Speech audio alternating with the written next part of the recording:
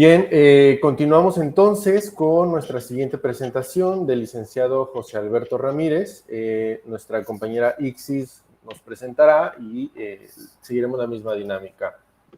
Presenta el licenciado José, después viene una participación como comentarista de nuestra compañera Wendy Medina y después de eso se abre un espacio para preguntas y respuestas coordinado por nuestra compañera Ixis. Por favor, si quieres tomar la palabra. Buenos días. El segundo ponente del día es José Alberto Ramírez Moreno. Es recién egresado en la licenciatura de Sociología por la Universidad Autónoma de Baja California. Sus áreas de interés son Sociología de la vida cotidiana, Ontología social y Sociología de la ciencia. Y con esto se le da la voz. Hola, muy buenos días. Me da mucho gusto saludarlos. Veo muchas caras conocidas, profesores, compañeros, y gracias por la invitación, ¿no? En general. Y con respecto ya a esta exposición, me parece que esta conversación sería mucho más provechosa exponerla como una plática, ya que les invito a que lo tomemos como un ejercicio de reflexión, como bien indica el título de la ponencia. Y a la par haremos uso de teorías sociológicas, en específico, y a mí me gusta muchísimo el interaccionismo simbólico de Erving Goffman. Quizás se torne algo abstracta y teórica la presente exposición, ya que es en su totalidad cualitativa. Pero aún así yo creo que se puede disfrutar. Espero que disfruten mucho de estos 40 minutos aproximadamente. Y esta conversación se llevará a cabo tomando como referencia principalmente a un artículo que escribí, que se titula Reflexiones pandémicas sobre la interacción social, un análisis de coyuntura desde el interaccionismo simbólico. Y fue publicado en el número 2 de la revista Ecúmenes de Ciencias Sociales, dirigida, administrada y editada por alumnos graduados de diversos posgrados mexicanos, con el apoyo institucional de la Facultad de Filosofía de la Universidad Autónoma de Querétaro. Y para efectos prácticos voy a leer rápidamente el resumen de este artículo. Muy bien, el objetivo del presente artículo es reflexionar sobre lo complejo que resulta para los actores sociales adaptarse a una nueva normalidad provocada por el virus SARS-CoV-2, COVID-19, debido a estructuras estructurantes dentro del plano de la vida cotidiana. Buscaremos entender al actor social en su vida cotidiana para así lograr enfocar campañas de concientización más efectivas. Es pertinente evitar campañas en las que se empleen medidas coercitivas, ya que atentan contra los derechos humanos. La manera por la cual interpretaremos esta nueva vida cotidiana será en su mayoría a través de categorías sociológicas del interaccionismo simbólico. Con el escenario pandémico se manifiesta la importancia del concepto de orden interaccional. La ruptura de lo cotidiano implica formas de actuar impredecibles, lo cual obliga a que los actores resignifiquen las situaciones para que la interacción pueda llevarse a cabo. Esto requiere de su habilidad de razonamiento práctico para adaptarse y o improvisar. Y este artículo, ya dando algo de contexto, lo escribí en un momento que resultaba algo complicado, pero estoy seguro que no eran momentos tan complicados como la gran mayoría de los que me escuchan. O igual, no hay que hacer una valoración, ya que, pues como bien sabemos, para nadie fue fácil. Me refiero a la pandemia en específico, esto se escribió en el año 2021. Momentos en los que tuve que estar encerrado en casa y a veces no había otra cosa que hacer más que pensar. Este artículo fue el producto de todo esto. Me puse a leerlo nuevamente para preparar esta exposición, claro.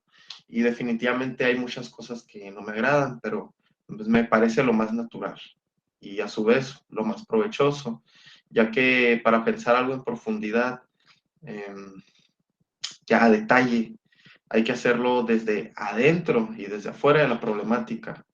Es como la filosofía misma, quizás, ya que la filosofía es una disciplina que trabaja con los límites de lo que podemos conocer, de lo que nos podemos preguntar, y al igual que la sociología, hablamos de una disciplina que se caracteriza por sus cuestionamientos constantes.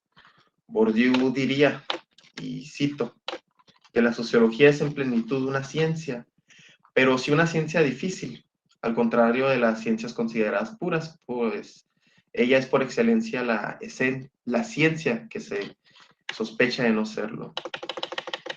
¿Qué podemos entender por esto? Me parece que nos tenemos que salir de los límites para generar preguntas, dejar las recetas a un lado.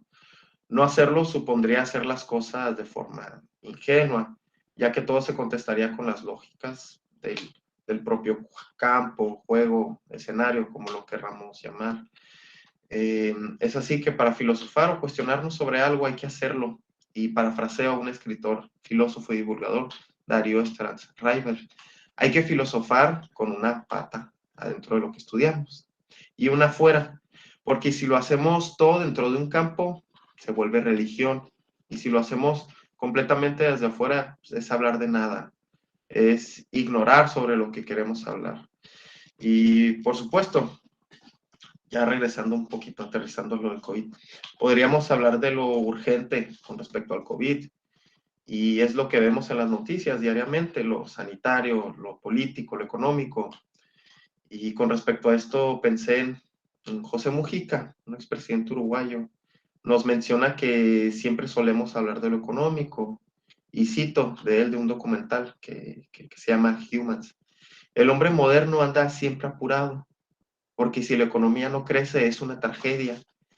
Y pareciera que en redes, en noticias, la sugerencia que se nos daba de cómo pensar a la pandemia se hacía en función del impacto que iba a generar en la economía. Y por supuesto, hay que darle su prioridad. Más gente moriría de hambre y enfermedades si no le damos la importancia pertinente. Eso no lo voy a debatir, sino que más bien, a la par de estas preguntas, busco generarnos unas nuevas. Y resulta muy conveniente hablar de la pandemia en estos momentos, porque definitivamente seguimos con una pata dentro de esta pandemia, pero pareciera que ya tenemos la otra fuera, por fin. Tenemos más claridad, pero aún tenemos preguntas, y es en base a estas preguntas que me hacía en la pandemia que busco conversar con ustedes. Y las preguntas como tal son, ¿por qué no pensar también en el impacto de la pandemia en nuestra vida cotidiana? Refiriéndome con esto a las interacciones sociales que tenemos día a día, amigos, maestros, familia, etcétera. Otra pregunta sería, que me viene a mente, ¿qué entendemos por una nueva normalidad u orden? Por lo menos aquí en México, la estrategia de comunicación hacía un énfasis muy fuerte en estas palabras, prepararnos o adaptarnos para una nueva normalidad, pero ¿qué es eso? ¿No? Otra pregunta a partir de esta última sería, ¿qué entendemos por vida cotidiana? También, ¿qué supuso la nueva normalidad? ¿Y ha sido sencillo o ha sido más bien complicado adaptarnos? ¿Y adaptarnos a qué? Por último, ¿a qué cosas nos confrontamos en esta nueva normalidad? Iremos respondiendo estas preguntas a lo largo de esta exposición. Y ya aclaré que, por supuesto, hay urgencias sociales, pero también aclaro que eso no nos impide ni nos debería impedir hablar de lo aparentemente insignificante. Que sea cotidiano no lo convierte automáticamente en algo insignificante. Podríamos entenderlo con esta palabra, pero si lo entendemos como algo pequeño, como algo diminuto. Y Pierre Bourdieu nos diría que en realidad es lo infinitamente pequeño, y es nuestra tarea como sociólogos también entenderlo a la realidad social desde sus aspectos, por supuesto, macrosociológicos, pero también microsociológicos. Así que les pregunto, ¿qué no serían en realidad estos cambios en nuestra interacción social cotidiana los más radicales, puesto que siempre están ahí, puesto que son cotidianos? Y la forma en la que nos presentamos como personas en la vida cotidiana se quebró por completo. Y esto es relevante, tan relevante, que incluso Erving Goffman tiene un libro titulado La presentación de la persona en la vida cotidiana. Estos referentes de cómo actuar, de cómo presentarnos, que teníamos incorporados, cambiaron por completo. Y me refiero, por ejemplo, a los nuevos saludos que tuvimos que incorporar a causa de un contacto físico con el otro. ¿Y por qué no hablar, por ejemplo, de la incorporación de lo virtual a causa de no podernos vernos cara a cara? Y lo estamos presenciando en este momento, este foro se está haciendo, ¿no? De forma virtual, cuando pues teníamos la oportunidad, ¿no? Antes de hacerlo de forma presencial. ¿Y por qué no hablar de cómo nos adaptamos? ¿Por qué no hablar de la incorporación de, no sé, el gel antibacterial, el cubrebocas, de los tapetes sanitizantes que están en absolutamente todos lados? ¿Por qué no hablar de la pérdida de contacto con el otro? De un beso, un apretón de manos, de un simple choque de puños o de un abrazo. Y siendo este último, el abrazo, ¿no? El símbolo universal de afecto, de felicidad, de felicitaciones o incluso de consuelo. Pero sobre todo en el escenario pandémico, el abrazo nos hubiera sido muy útil como un símbolo de consuelo, como bien lo conocemos, del cual nos perdimos mucho y definitivamente muchas y muchos necesitábamos. Y no es mi intención ponerme cursi o sentimental, sino que mi intención es dejar en claro que el abrazo, por ejemplo, tiene un propósito, transmite un mensaje, al igual que lo transmite un saludo, al igual que lo tiene un beso o un guiño. Tiene un símbolo que es socialmente construido, tiene un significado, vaya, social. Y comienzo mi artículo citando a Jorge Galindo en su artículo Erving Goffman y el orden de la interacción. Esta cita como tal es: mientras que la política nos remite al conflicto y la moral a la redención social, el análisis de la interacción nos trae de regreso a lo normal y lo cotidiano. ¿Qué puede de haber de interesante en un inofensivo saludo? ¿Por qué debería yo de interesarme por un tema tan banal como una fiesta? Si ajustamos nuestro microscopio y observamos la forma en que estos sucesos, a primera vista banales, se estructuran, llegaremos a ver que el mundo de lo normal y lo cotidiano es, en realidad, contingencia pura. Y aquí me gustaría hablar del título de mi artículo, que ya revisamos, y del porqué del título, sobre todo en la palabra coyuntura. Galindo nos menciona, como cité hace unos segundos, nos menciona la palabra contingencia y se parece mucho coyuntura y contingencia. Y remitiéndonos a las etimologías para reflexionar sobre sus significados y, por supuesto, de las diferencias y del porqué de esta configuración de letras, hay que decir que la palabra contingencia viene del latín contingenta, compuesta con su prefijo que nos indica convergencia, reunión, y esto lo encontramos en palabras como, por ejemplo, concreto. Posteriormente, siguiendo con esta etimología, el verbo tangere, tocar, lo encontramos en palabras como concreto, como íntegro, y el sufijo etnia indica la cualidad de un agente, como en la palabra interferencia. Es así que utilizar la palabra contingencia, y muchos escuchamos, ¿no? En toda la pandemia y seguimos escuchando contingencia sanitaria. Parece que hablamos de un ente, algo que podemos tocar, y a la vez, algo sobre lo cual interfiere o sobre lo cual podemos interferir, pero no en un sentido positivo, sino interferencia en el sentido de algo que se presenta como disruptor. Por otra parte, la palabra coyuntura, que utilizo en el título, del latín coniunctura, derivado del verbo coiuncere, y en específico, en el prefijado sobre jungen, significa unir y enlazar, actuar en común y trabar.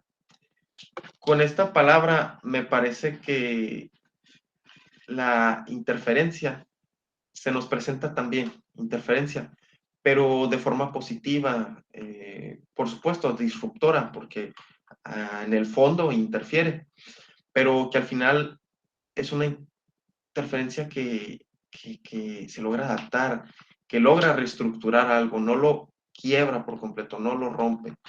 Y qué curiosas son estas palabras, y en esta última coyuntura podemos observar que nos habla de enlazar, de unir, actuar en común, y suponer que podemos unir, enlazar, actuar en común, supone a su vez que hay un orden, que podemos volver a un estado de orden inicial, normal.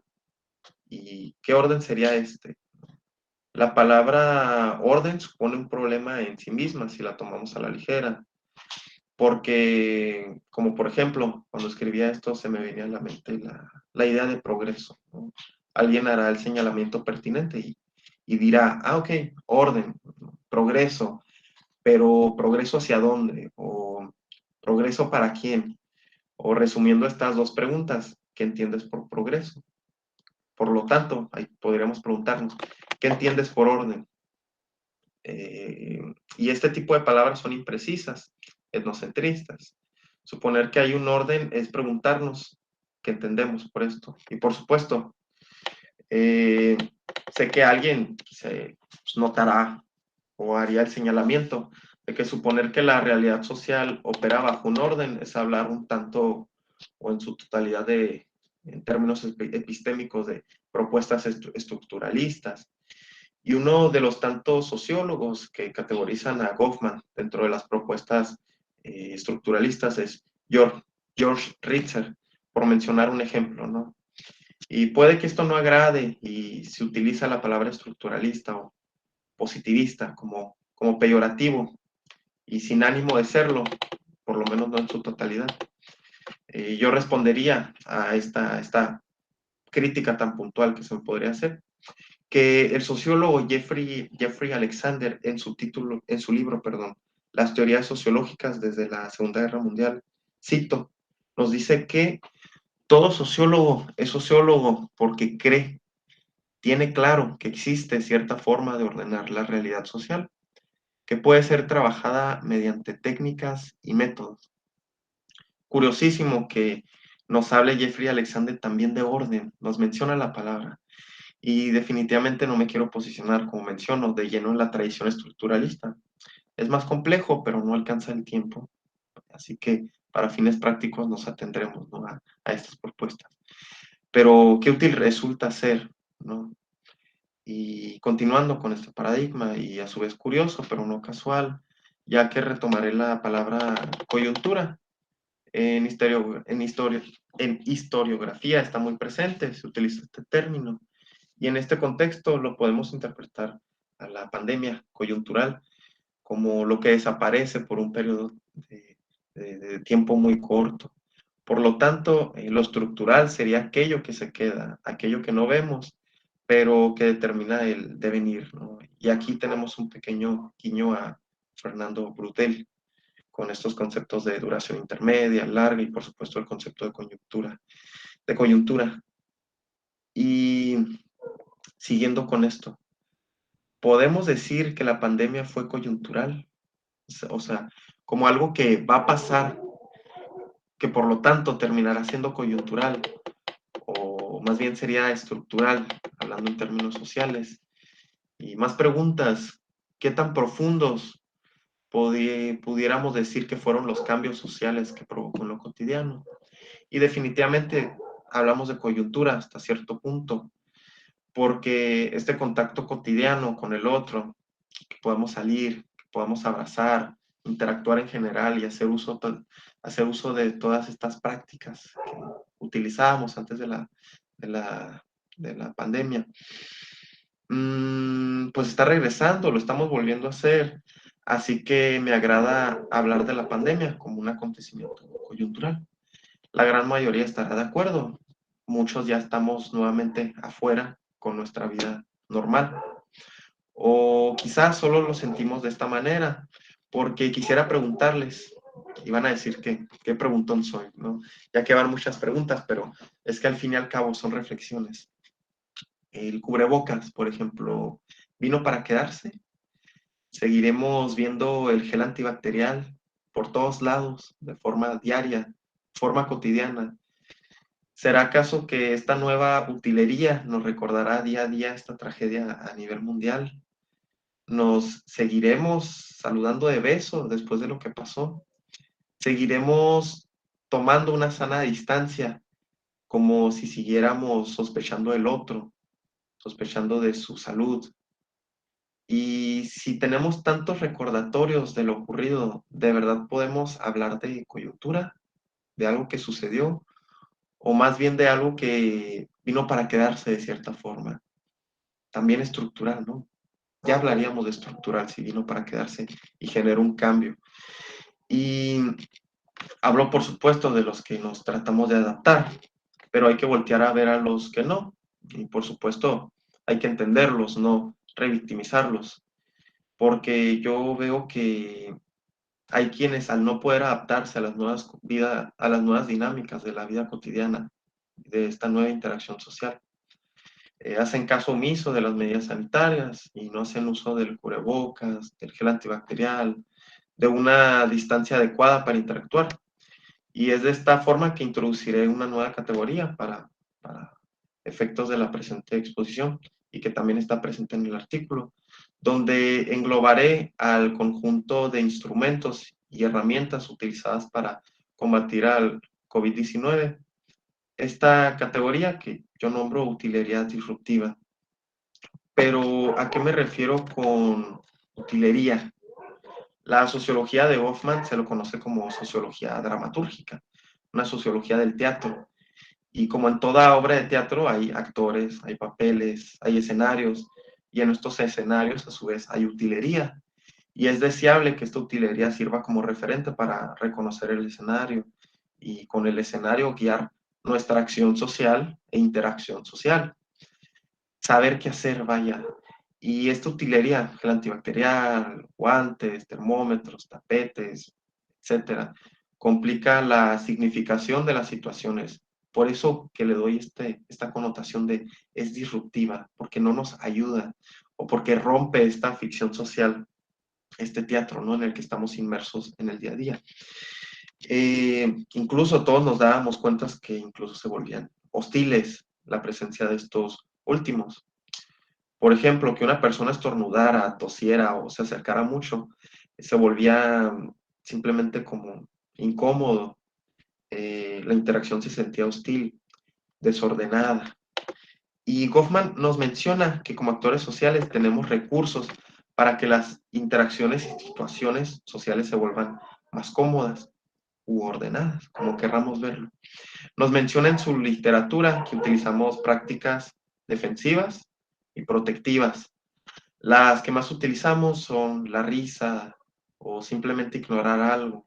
Y volviendo al ejemplo de alguien que estornuda, quiero que nos imaginemos en una situación, ¿no? Para entender este concepto de práctica defensiva o práctica protectiva. Quiero que nos imaginemos en una situación de cuando la pandemia estaba en su pico más alto. Los invito a imaginar, no sé, que estamos en un elevador y hay, no sé, 4 personas más, además de ustedes. Una de ellas estornuda muy fuerte, pero de verdad muy fuerte. Muy probablemente recurriríamos a una práctica defensiva o protectiva, reír o ignorar. No me dejarán mentir que son los recursos que más utilizamos para salir de una situación incómoda o que sentimos que se sale de control y nos surge la necesidad del debo hacer algo, como si se tratara de una obligación social, ¿no? Yo quiero reestructurar este orden.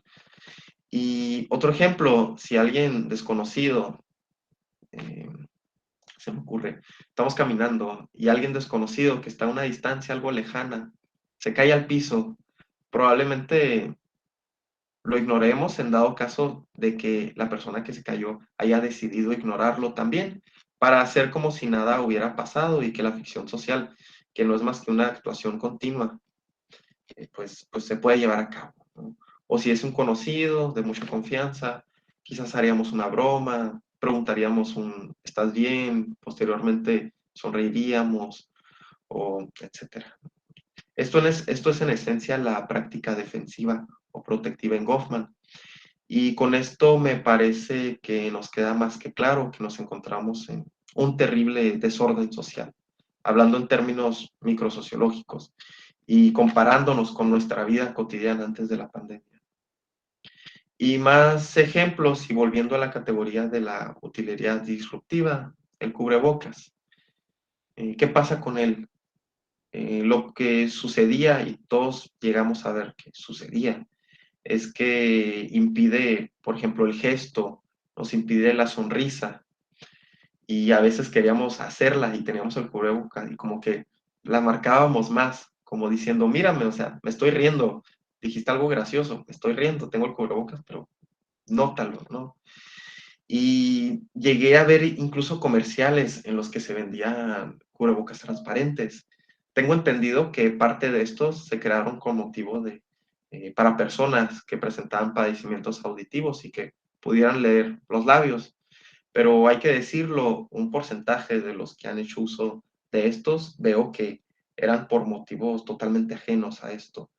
Y hay que, y de verdad, hay que dimensionar esto, por favor. O sea, la necesidad que tenemos para comunicarnos a través de diversos símbolos es tan fundamental hasta el punto de que tenemos que hacer un cubrebocas transparente. La sonrisa se vuelve fundamental, se vuelve muy importante, el gesto. Y siguiendo, ¿no? con este ejemplo de los cubrebocas, la venta de una diversidad de cubrebocas parte de una lógica, sí, comercial, hay que vender, por supuesto, pero también se convierten en símbolos, los resignificados.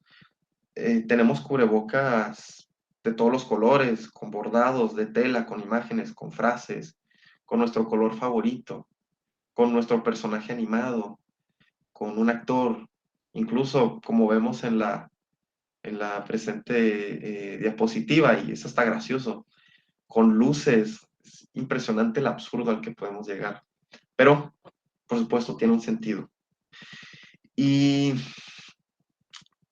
y el cubrebocas como ejemplo me parece muy bueno. No se trata más que de la resignificación de algo que en un primer momento resultaba disruptivo, pero se logra transformar y se convierte de forma parcial en un símbolo positivo, hablando de términos de interacción social. Y el devolver una sonrisa al otro para significar una situación de cierta forma, terminamos viéndolo como obligatorio, como necesario, como otro ejemplo de utilidad disruptiva. Tomar gel antibacterial se convierte en un recuerdo constante de que vivimos en una crisis sanitaria. O quizás notamos que después de saludar a alguien con un apretón de manos, eh, y si queríamos ponernos enseguida gel antibacterial, pues porque hay que ser precavidos, ¿no? Nos dábamos cuenta que podía ser interpretado como algo descortés, como un símbolo de enemistad, incluso de asco. También mirábamos con la incorporación de toda esta utilería pandémica, líneas en el piso, vidrios protectores que nos alejan del otro, para mantener una sana distancia, por supuesto, pero que dificultan la interacción. Son recordatorios que nuestra interacción se debe encaminar de otra manera, de una manera más segura. Y es así que llega un momento en el que nos acostumbramos a un nuevo performance. Llegó un momento en el que lo incorporamos. Y la palabra incorporar es importante porque significa hacer cuerpo a algo. Y si lo seguimos comparando con nuestra vida antes de la pandemia, estamos hablando de un caos absoluto. Es de esta forma que llego a la conclusión que resultaba más sencillo para la gran mayoría de actores sociales ignorar esta utilería, negarla o minimizar su importancia. En palabras de Goffman, hacer uso de prácticas defensivas o protectivas, que al final no son más que tácticas. Y en fin, ya hablamos de la palabra coyuntura, ahora hablemos de la palabra contingencia. Y mencionaba el sufijo etnia como una cualidad de interferencia. Y hablar de interferencia es hablar de algo que está. Hablar de algo que interfiere es hablar de algo que está donde no debería estar, como la utilería disruptiva. De esta forma, suponemos también con esta palabra que existe un orden. Y de esta forma, en este punto, necesitamos preguntarnos, ¿existe un orden en la vida cotidiana? Yo respondo, por supuesto que que sí, es evidente que seguimos cientos de pautas sociales en nuestro día a día. Y me parece que no hay expresión más social que ninguna otra, que un guiño, que un apretón de manos, un abrazo o cualquier ejemplo de modales que se nos venga a nuestra mente. Un gracias, un por favor, un con permiso, un provecho cuando alguien está comiendo. Es que de verdad, en mi opinión, ¿qué otra expresión más social encontramos que estas? La sociología más pura y dura, en mi opinión, está aquí, en estas expresiones tan diminutas. ¿Pero por qué? Porque están cargadas de símbolo y de significado. Pero un guiño un guiño, por ejemplo, tiene que encajar, quizás incluso ordenar y demostrar algo.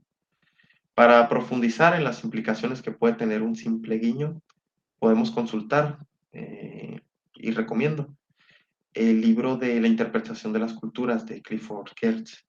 Y retomando, hay que analizar si un guiño es deseable. Y es así que Goffman nos habla del interaccionismo simbólico como un orden de interacciones. Y regreso a mi título del artículo, Reflexiones pandémicas sobre la interacción social, un análisis de coyuntura desde el interaccionismo simbólico. Y me refiero con esto al cambio de la interacción social, a un quiebre de los símbolos, a la confrontación de una interacción cargada de símbolo y significado, pero que ya no encaja. Y digamos que esto aplicado a un escenario, y ojo con la palabra escenario, ya que la sociología de Goffman también se le llama sociología dramatúrgica. Y me refiero a una actuación que deja de ser útil para llevar a cabo la interacción social. Esto sería el quiebre. Y esta interacción que no es más que que no es más que nuestra presentación en la vida cotidiana. No podemos, ya, pasando esto a otro punto, no podemos negarnos a nosotros mismos que nuestra interacción siempre está situada. Y por supuesto, hay que decirlo, condicionada. Aquí quizás entraríamos en el antiguo debate sobre la libertad. ¿Qué tan libres somos? ¿Tenemos libre albedrío? Y no quisiera meterme tanto en este debate, perdón. Por cuestiones de tiempo, me limitaré a citar y que cada uno haga una evaluación individual. Pero la cita como tal es que la idea básica que sustenta el pensamiento del interaccionismo simbólico es que el yo individual es, ante todo, una entidad social. Según estos pensadores, ni siquiera los aspectos más idiosincráticos de nuestra psicología única, sino que están determinados socialmente y son histórica y culturalmente contingentes. Nuevamente, la palabra contingencia. Quienes creemos ser, quienes imaginamos ser, y acaso aún más importante, quienes podemos llegar a ser, está inexorablemente ligado a y mediado por el tipo de personas con quienes nos relacionamos y los contextos institucionales que habitamos. Cabría preguntarles, ¿qué tan libre o qué tanto libre albedrío tenemos en nuestro actuar cotidiano? Con esta cita pareciera que no tanto, ¿no? Pero reitero, está el debate. Y volviendo al concepto de la vida cotidiana como tal, para profundizar en él, para entenderlo, y esto es una interpretación personal, me parece que tenemos que tener en cuenta la palabra rutina. Y vida cotidiana y rutina son palabras indisociables. ¿Y qué es la rutina sino más que un conjunto de ordenamientos de nuestro día a día? De repeticiones normales, de lo que siempre hacemos y de lo que no hacemos. Y nuevamente aquí aparece la palabra orden, y a su vez la palabra orden es indisociable a la palabra normal. Y la palabra normal es utilizada con frecuencia en la literatura de Goffman, sobre todo en una de sus grandes obras, que me gusta muchísimo, que es Estigma. En esta última obra entendemos el concepto de normalidad en función de lo que no cuadra con un orden, con un escenario, con una utilería, con la utilería de determinado escenario, pero más que nada en la expectativa de una actuación de los actores sociales presentándose en un escenario que nos indican a su vez los referentes de las actuaciones. Decir que una interacción social no es normal es hablar de una discrepancia entre lo que esperamos y lo que se presenta. En palabras de Goffman, sería entre una identidad social virtual que podríamos entender como la expectativa y la identidad social real, que vendría a ser la presentación de la persona en la vida cotidiana, siendo sujeta al escrutinio público. Y es así que la vida cotidiana se nos presenta como una repetición de lo normal, de una rutina, de expectativas y de referentes. La vida cotidiana se conforma con absolutamente todo lo que hemos mencionado. Ya hablamos de la injerencia de lo macro, que es lo económico, lo político, lo sanitario, y ya abordamos las particularidades teóricas que nos indican. Y hablando todavía en términos sociológicos, desde lo micro, desde lo pequeño, Bourdieu se refería a Goffman como el descubridor de lo infinitamente pequeño. Y estoy seguro que Goffman hubiera escrito cosas impresionantes, bastante puntuales y esclarecedoras con respecto a la pandemia y de nuestra interacción social en pandemia. Y por supuesto de las múltiples consecuencias que esto trajo consigo. Y se estaría horrorizado, no cabe duda de eso, por todos los horrores que vivimos. Pero en el fondo hay que admitir nuestro pecado como sociólogos. No podemos negar lo fascinante, no podemos negar que todo esto se convierte en nuevo material de estudio, porque hay que decirlo, el científico, sí, es científico, pero antes de esto es humano. Y ya para finalizar, voy a leer las reflexiones finales del artículo que tomé como referencia. Es preciso entender al actor social en su rutina como sujeto que, si bien puede atender a criterios propios, también es un sujeto sujetado a un orden interaccional que lo estructura en su vida cotidiana. En este sentido, el castigo a quien desobedezca las medidas sanitarias no debe ser punitivo, sino más bien, hablando en términos más óptimos y sobre todo humanos, debemos de entender a los sujetos según sus maneras de interpretar la enfermedad para una concientización adecuada sobre la enfermedad. Una buena planeación de campañas de concientización sobre las medidas sanitarias provocadas por el virus SARS-CoV-2 o COVID-19 no solo sería útil para los presentes riesgos sanitarios, sino que serviría para futuros peligros y escenarios pandémicos y epidémicos. Y por mi parte sería todo. Espero que haya sido de su agrado. Aquí les dejo las referencias y la bibliografía. Muchas gracias. Muchas gracias, José. Bastante interesante tu presentación. Hace tiempo tuve la oportunidad de leer tu texto y bueno, desde aquella ocasión me quedé con muchas cosas que dialogar, que seguramente acá nos dará algún tiempo para hacerlo. Como habíamos comentado, Ixis toma la palabra y nos comienza a turnar tiempos a las y los demás. Ixis, por favor. Se le da la palabra primero a María del Refugio, después se le dará a Arlet. En caso de que alguien más quiera comentar, favor de levantar la mano, o en caso de que no cuenten con micrófono, favor de comentarlo del chat. Buenos días a todos. Primeramente, felicidades al ponente por un excelente trabajo de reflexión que nos ayuda a entender todo lo que estamos viviendo. Se me hace muy interesante el tema y yo te sugeriría, yo te propondría que este tema no se quedara ahí nada más en tu haber, sino que pudieras tú comentarlo en otros ámbitos, ¿no? Como por ejemplo en los niveles educativos, donde remontándonos al tema anterior de la anterior ponente, nos habla de cómo está lo de la situación estudiantil, los rezagos y todo eso que hay.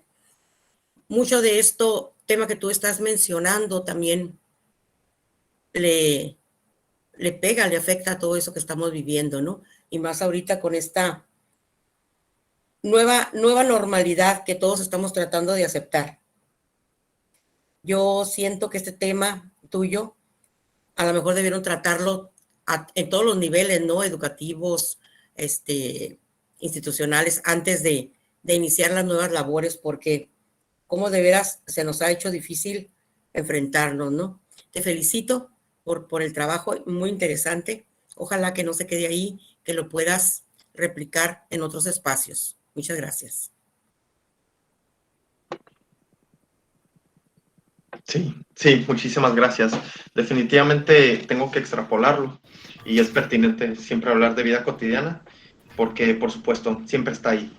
Y muchas gracias por su comentario. Ahora se le dará la voz a Arlet, favor de hacerlo en brevedad. Después se le tocará a Oscar, al maestro Oscar y después al maestro Ricardo.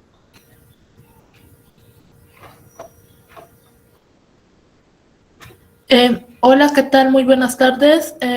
Yo soy Arlet Ruiz Guzmán. Soy egresada y titulada de la licenciatura en Sociología. Provengo de la Universidad Autónoma del Estado de Morelos. Radico en el Estado de Morelos, municipio de Xochiapan. Al igual soy del país de México, tengo 23 años y es un honor, un gusto estar entre ustedes dando cierre a este evento de sociología. Voy a ser muy breve en cuanto a la presentación del compañero José Alberto. Me pareció muy interesante tu tema porque aquí hablaste sobre cómo la interacción social ha cambiado de acuerdo a lo que fue de lo que ha sido la contingencia. En este caso, nos mostraste de que el actor social es el principal o el sujeto que desarrolla una interacción, pero que esa interacción se desarrolla por medio de una acción colectiva o por medio de un propósito, porque yo también, como tú, abordé al sociólogo Goffman en una teoría relacionada a la microsociología en quinto semestre. Entonces, este autor yo también lo abordé porque aquí analizábamos lo que era el espacio de cómo el interaccionismo simbólico es parte de esa interacción social y también de acuerdo a esas formas de interacción, qué es lo que ha permitido que se desarrolle en múltiples esferas, en múltiples espacios o incluso ahí dentro de la sociedad. Y como bien lo presentabas, cuando empezó la contingencia, las formas de interacción que antes teníamos para dar un afecto o un saludo cordial hacia la otra persona cambió porque todas estas estrategias de interacción ahora nos ayudaron de otra forma a cómo comunicarnos con las personas, cómo crear estrategias de comunicación sin perder el efecto de comunicarnos, sin perder el efecto de hablar o perder el efecto de alguna manera de tener relación con las otras personas. Y también algo que quería añadirte es que, por ejemplo, a los que estudiamos, nosotros nos dio la habilidad de tener esa estrategia de comunicarnos por una vía por un medio tecnológico que fue por medios de computadoras o dispositivos móviles y aquellos que no tenían de un dispositivo que se iban a los internet. Entonces, de alguna manera, esa fue otra estrategia nueva que aquí veo en la forma de interacción. Y como bien lo mencionaba, Goffman fue un sociólogo que abordó la interacción desde el aspecto micro, pero también en el aspecto social y cómo desarrollarlo en cuanto a la interacción que él mismo desarrollaba o que él mismo hacía análisis como sociólogo. Y al igual como tú le decías, es importante que también nosotros como sociólogos creamos unas estrategias para poder analizar cómo me estoy desarrollando, qué soy capaz para socializar, cómo puedo motivarme y todas esas preguntas que nos hacías o que incluso nos cuestionabas, es unas preguntas demasiado útiles porque a nosotros nos enseña a cómo poder relacionarnos con las demás personas, cómo poder hablar, cuándo dar tiempo a la otra persona de hablar y precisamente esta parte del interaccionismo simbólico, de crear efectos positivos que a través de este problema de la contingencia ahora podemos crear otras formas de interacción, no tan solo en la parte escolar, sino también en la parte social, en la parte comunitaria y en la parte familiar que nos ayuda a desarrollar otras formas más de socialización y así ir aprendiendo de por fases y por aprendizajes.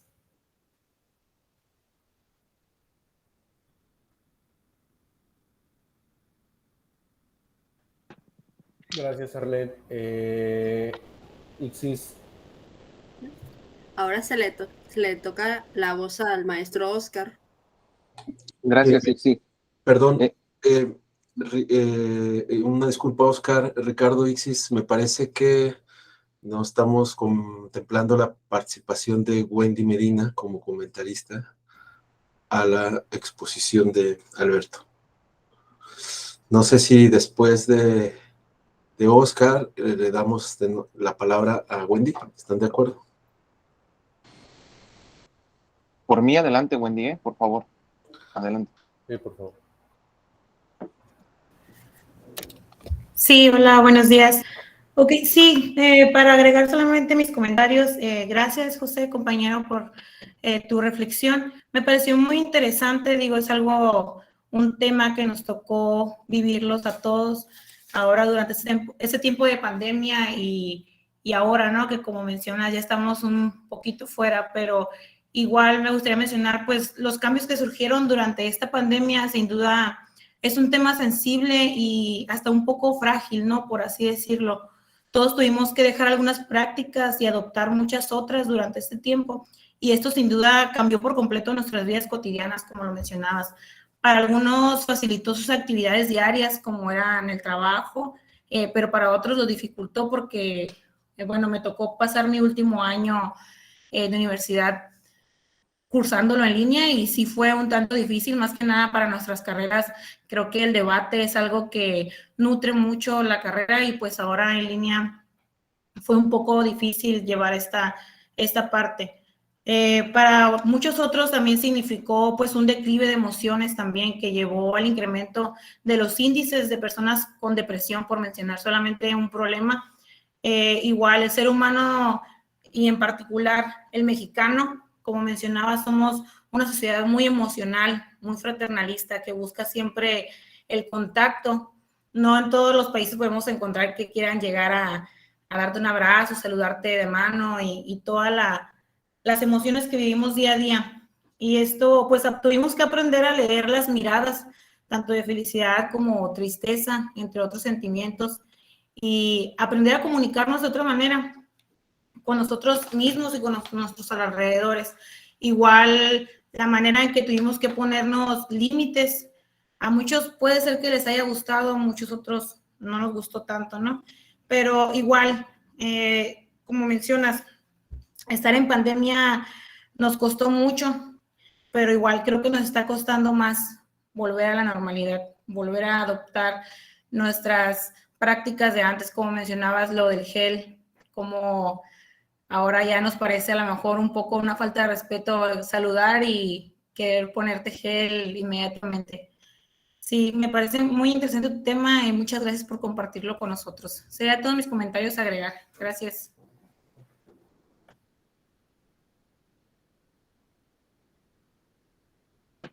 De acuerdo. Igual me gustaría comentar algo rápido con respecto a lo que mencionó Arlet y Wendy, para continuar con las participaciones. Y Arlet, hablabas de efectos positivos en estas nuevas formas de interactuar.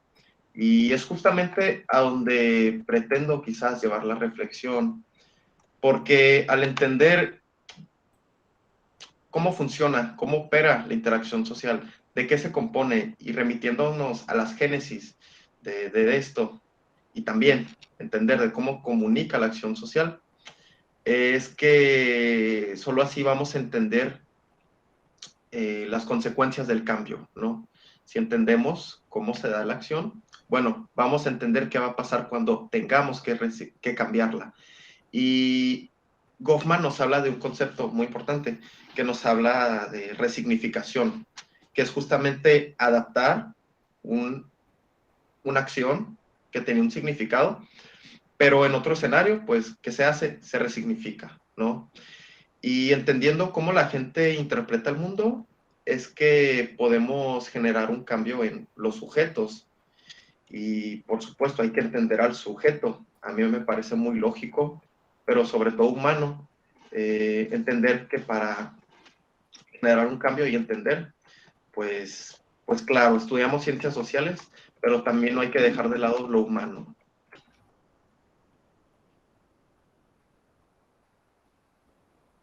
Muchas gracias, José. Ixis, perdón, adelante. Ahora le toca la voz al maestro Oscar para dar sus comentarios. Gracias, Ixit. José Alberto, felicidades. El tema, sin lugar a dudas, es apasionante. Estoy gratamente sorprendido por la forma en la que en la que lo abordas. Yo voy a ser muy puntual. Me gustaría conocer tu opinión como recién egresado y como te estás empapando con todas estas teorías. Me gustaría saber tu opinión sobre lo siguiente. Como recién egresado de la licenciatura en sociología, que parte de tu formación también la experimentaste un poco en línea, ¿qué retos identificas para las futuras investigaciones en este sentido? Retos conceptuales, porque hablaste muy bien sobre la base teórica de Goffman. A mí me hubiera gustado ver un poquito más desarrollado, por ejemplo, el concepto de self, bajo el contexto en el que lo estás desenvolviendo. Pero me gustaría saber tu opinión sobre qué retos identificas como recién egresado de sociología, retos conceptuales bajo esta premisa. A partir de la coyuntura que explicaste muy bien sobre el COVID, las personas actúan sobre los objetos de su mundo. En este sentido, esta interacción a partir de los significados. Y esta significación deriva de la interacción con los demás. Por lo tanto, tenemos que hacer una reconfiguración conceptual. ¿Qué retos identificas tú como estudiante recién egresado de sociología para la reconfiguración conceptual a partir de una realidad que está resignificando el significante y el significado de los objetos en las interrelaciones humanas? De acuerdo. Sí, definitivamente hablamos de un reto conceptual y definitivamente si dejamos la literatura de Goffman y sus conceptos, sus categorías operativas, termina siendo muy útil, pero pues se queda chico, ¿no? Toda esta conceptualización. Al punto de que fue muy fácil introducir una nueva categoría, ¿no? Les hablaba de utilidad disruptiva. Y quizás remitiéndome un poco a la fenomenología, solemos entender que para estudiar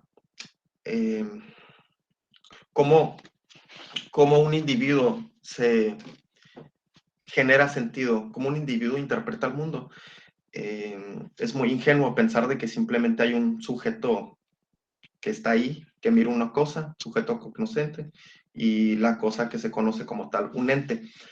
Pero, pues, por ejemplo, Heidegger nos dice que esto es ingenuo y muy reduccionista.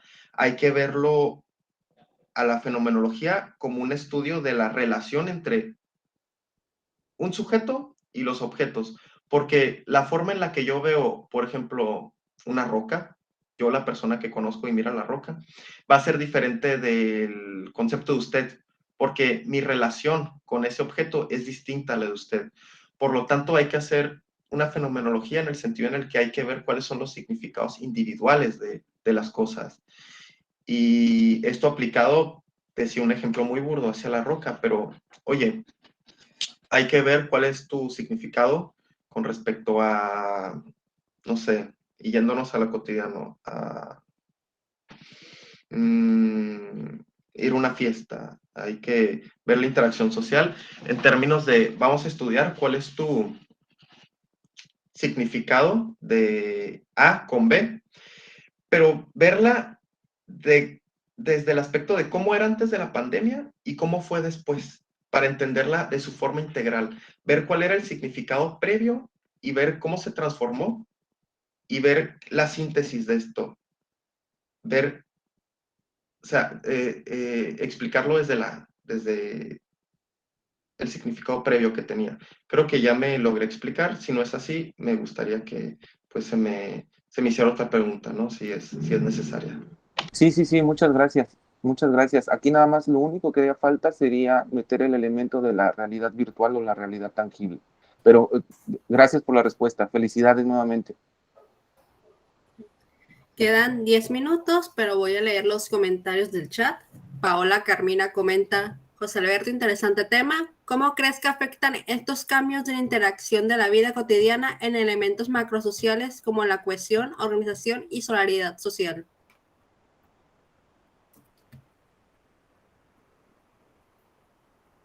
es curioso cómo cohesión, organización y solidaridad social vendrían a ser no sinónimos, por supuesto, pero muy parecidos al concepto de orden que nos da Goffman, porque él nos diría, quizá, que hay cohesión, hay organización y hay solidaridad social en tanto que existe un orden, en tanto que existen referentes claros, porque si no lo hay, si no hay un escenario, si no hay una utilería que guíe, oriente mi acción, definitivamente va a haber, pues, confusión.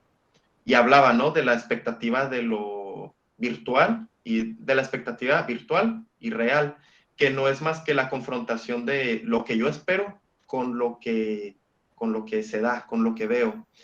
Y de esta forma, si no existe este orden, definitivamente no podemos hablar de cohesión, no podemos hablar de organización ni de solidaridad social. Y desde Honduras, Desiree nos comenta, del desorden social encontramos la naturalización del miedo entre nosotros, y no solo eso, ahí también se da el simbolismo de silenciarnos, esto desde la exigencia de nuestros derechos. De hecho, la pandemia ha servido como una gran estrategia para reforzar este funcionamiento del dominio. Otro aspecto es que hemos dado un tono natural a la diversión colectiva, nos alejaron. También comenta, considero desde este tema es necesario pensar desde dos dimensiones importantes, y es la dimensión instrumental desde la racionalidad que nos exige y también desde la dimensión emocional. Todos estos elementos nos integran. Ok, de acuerdo. Claro, resultó muy conveniente, ¿no? Y casi, quizás hablando en términos biopolíticos, terminó muy conveniente para el mismísimo Estado, ¿no? Ejercer un mayor control. Definitivamente podemos hablar de un capitalismo que, pues, de cierta forma, refinó estos instrumentos de consumo, de control, y lo virtual vino a tener mucha mayor relevancia, y lo virtual siempre está ahí. Y por supuesto lo hemos naturalizado, porque no ha habido muchas opciones, la verdad. No hemos tenido muchas alternativas, y es por esto que sí, justamente esta naturalización quizás esta naturalización del funcionamiento del dominio, de la división colectiva, cuando realmente, pues por Dios, si hablamos de lo social, no es para nada natural hablar de una división.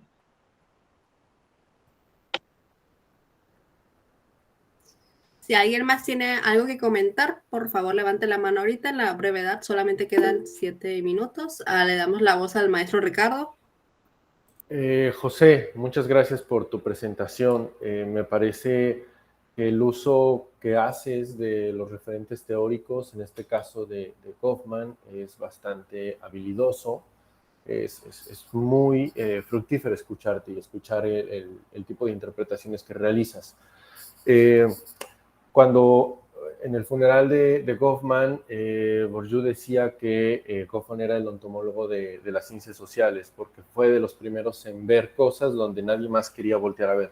Probablemente sí, pero por lo menos él fue el primero en hacerlo tan evidente, ¿no?